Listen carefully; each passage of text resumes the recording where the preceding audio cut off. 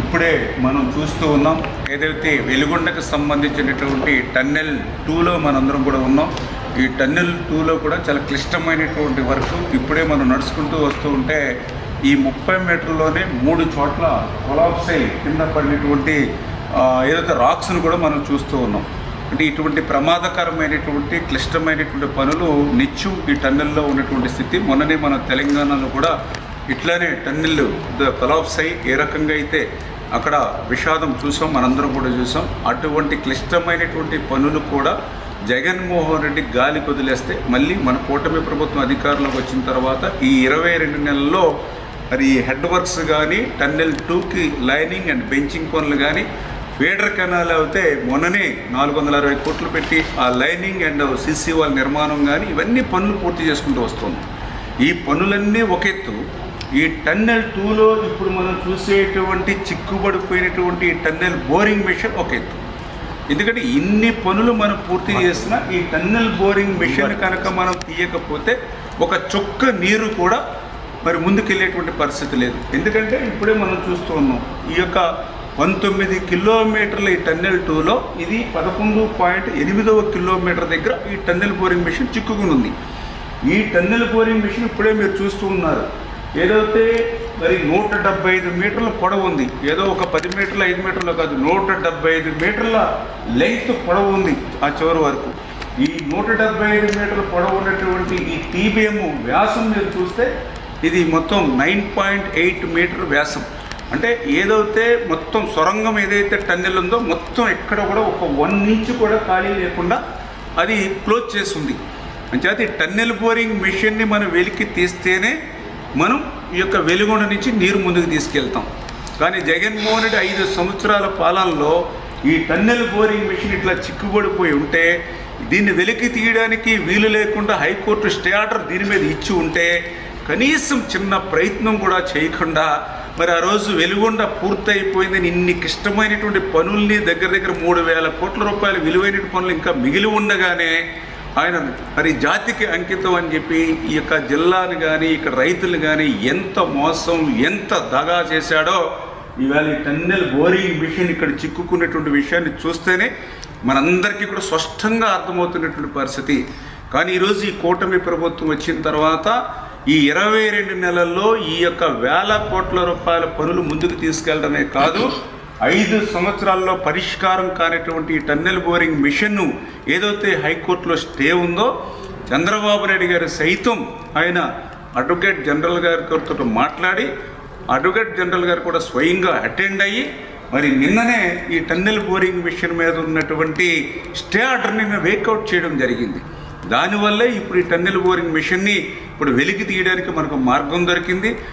వాస్తవంగా అయితే ఈ టన్నెల్ బోరింగ్ మిషన్ కూడా దీన్ని వెలికి తీయడం కూడా చాలా కష్టమైన పని. అందుకనే వాస్తవంగా ఈ టన్నెల్ బోరింగ్ మిషను పని అంతా కూడా పూర్తయిపోయిన తర్వాత లాస్ట్లో ఇది 175 మీటర్ల పొడవు కాబట్టి అదే 175 మీటర్ల ఎక్స్ట్రా సొరంగం ఒక సైడ్కి తీసి ఆ సొరంగంలోకి ఈ మిషన్ వెళ్ళిపోయి దాన్ని వాల్ కట్టి క్లోజ్ చేసేస్తారు. అంటే ఒక రకంగా సైడ్కి తీసుకెళ్ళి దాన్ని సమాధి చేసేసినట్టుగానే బరెల్ చేసేస్తారు. కానీ ఇది కదిలేటువంటి పరిస్థితి లేదు కాబట్టి ఇప్పుడు దీన్ని డిస్మాండిల్ చేసి బయటకు తీసుకెళ్ళాలి. ఇది డిస్మాండిల్ చేయాలన్నా కూడా క్లిష్టంగా ఉంది కాబట్టి ఇప్పుడే మా ఏజెన్సీ అదేవిధంగా అధికారులతోటి దీన్ని మ్యానుఫ్యాక్చరింగ్ ఎవరైతే ఉంటారో వాళ్ళతో కూడా సంప్రదింపులు జరిపి మ్యాక్సిమం ఎంతో తొందరగా, ఎందుకంటే కనీసం 4 నెలలు పడుతుంది అన్నారు, ఒక 2-3 నెలల్లో అయినా సరే మన సీజన్కి నీళ్ళు ఇచ్చే సమయానికి ఇది డిస్మాండిల్ చేసేటువంటి విధంగా ఒక షెడ్యూల్ని రూపొందించుకోమని చెప్పడం జరిగింది. అందుకే ఇప్పుడు ఈవేళ అర్ధరాత్రి అయినా సరే మేము ఈవేళ టన్నెల్లో ఉండి ప్రతి పనిని కూడా సూక్ష్మంగా పరిశీలిస్తూ క్షేత్రస్థాయిలో పరిశీలిస్తూ ఈరోజు ఈ టన్నెల్ బోరింగ్ మిషన్ దగ్గరికి వచ్చి ఇక్కడ వాస్తవమైనటువంటి స్థితిని కూడా మరి ఈవేళ మేమందరం కూడా ఐడెంటిఫై చేసుకుని దాని ప్రకారం షెడ్యూల్ రూపొందించుకుంటాం.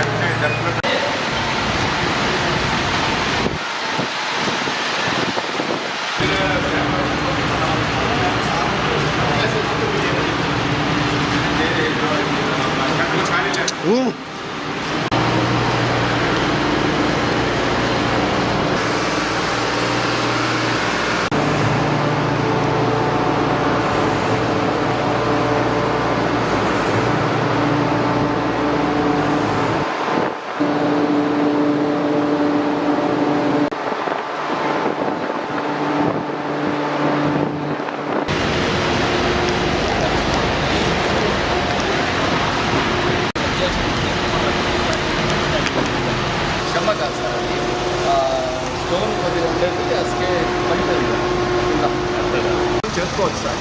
బట్ అది అట్లా పడుతూ ఉంటుంది కాబట్టి మనం జాగ్రత్తగా చేసుకోవాలి.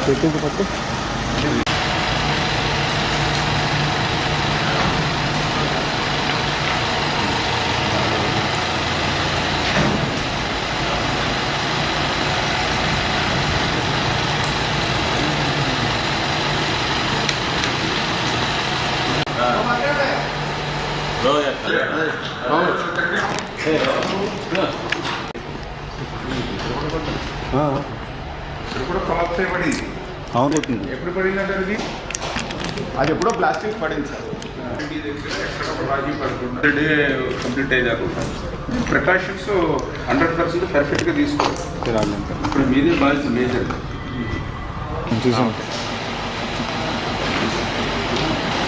బాగా ఎక్కువ టెంపరేచర్ కూడా వచ్చేది దీనివల్ల మీకు 2 రకాల ప్రాబ్లం వచ్చింది.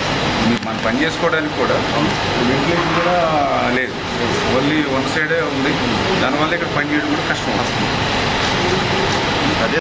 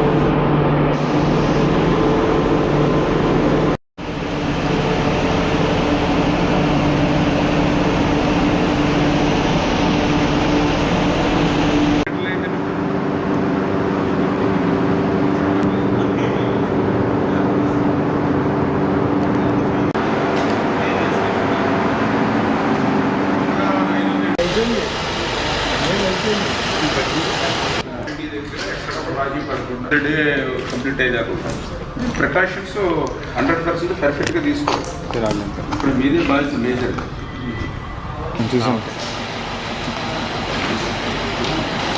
బాగా ఎక్కువ టెంపరేచర్ కూడా వచ్చేది దీనివల్ల మీకు 2 రకాల ప్రాబ్లం వచ్చింది. మీకు మనం పని చేసుకోవడానికి కూడా వెంటిలేషన్ కూడా లేదు, ఓన్లీ వన్ సైడే ఉంది. దానివల్ల ఇక్కడ పని చేయడం కూడా కష్టం వస్తుంది.